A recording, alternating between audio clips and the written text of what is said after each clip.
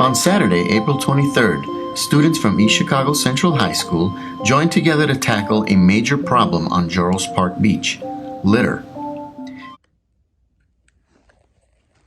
In 2013, East Chicago students went to Jeorse Park Beach to clean up litter that was said to be the beach's worst problem. 9 years later, it seems that while visible litter may not be the problem anymore, what lies under the water sure is. Let us explain. First, let us elaborate on Jeorse Park Beach of East Chicago. Located in East Chicago along Lake Michigan, Jeorse Park Beach is, or at least used to be, a family-friendly beach referred to as a sandy paradise by its beachgoer. Not only was there a splash pad, sandy playground, and a jungle gym for visiting children to play on and enjoy, but it had many other amenities that attracted the residents of the area. In the past, it had been described as an area very different from other parts of East Chicago, with no dangerous conditions that could have been exposed to beachgoers such as prostitution, drug abuse, and gang violence. The beach and amenities are located right next to Ameristar Casino, along with many other industrial buildings. While it may sound and look perfect at first glance, here lies the problem. The beach had tested potentially unsafe for 28 days straight in 2020, the highest number of days that were deemed unsafe in all of Indiana. Bacterial contamination was studied at the beach, and it was found that 76% of the water was contaminated. What bacteria, you might ask? Escherichia coli, more commonly known as E. coli. E. coli is a bacteria that inhabits the intestines so that its harmless strains can assist food digestion. However, the harmful strains can lead to symptoms of high severity. People exposed to E. coli can experience diarrhea, stomach pain, low-grade fever, and liver failure.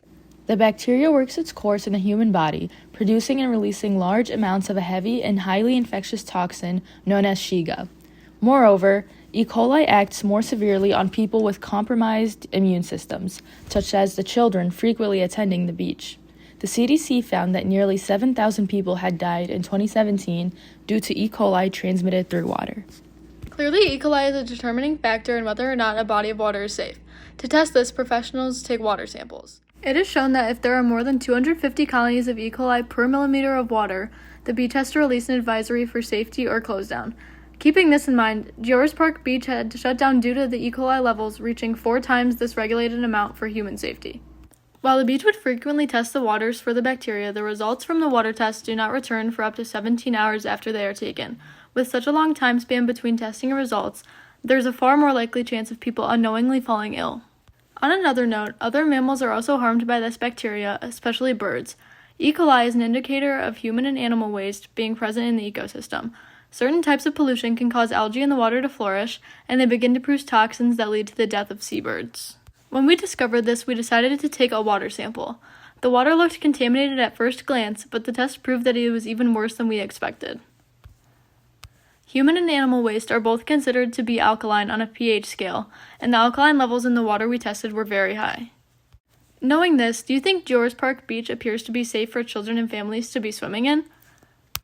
In addition to the evident harm this bacteria can do to the humans exposed to it at the beach, this water pollution also heavily affects the environment.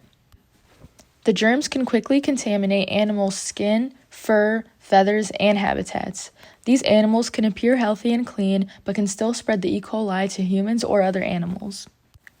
Thankfully, Jeorse Park Beach is closed due to hazardous conditions, as the sign shows.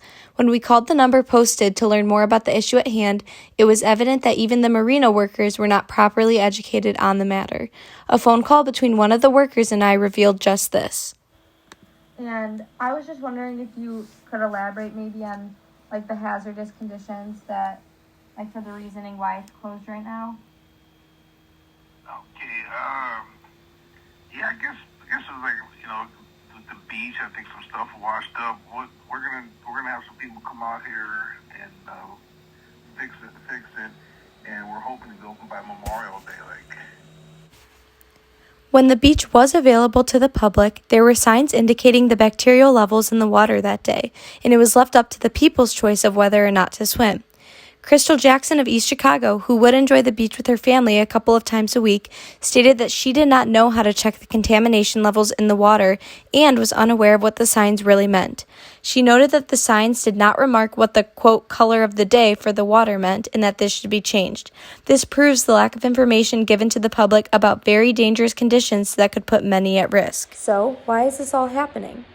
The answer lies in the sewer systems of East Chicago. Unfortunately, the city has not updated all of their sewer systems in over 100 years, and the consequences are harmful. In May of 2020, an unexpected storm dropped 3 inches of rain in just 27 minutes, producing 753 gallons of stormwater. The mayor had said, "Neither our sewer system nor our neighboring cities' systems were able to handle it. We cannot stop the rain, but what we can do is fix the sewer systems." Yet, this issue is not only found in East Chicago, but all over the country. Overall, about 13% of water samples taken from Great Lakes beaches fail to meet the U.S. Environmental Protection Agency's benchmark for swimmer safety.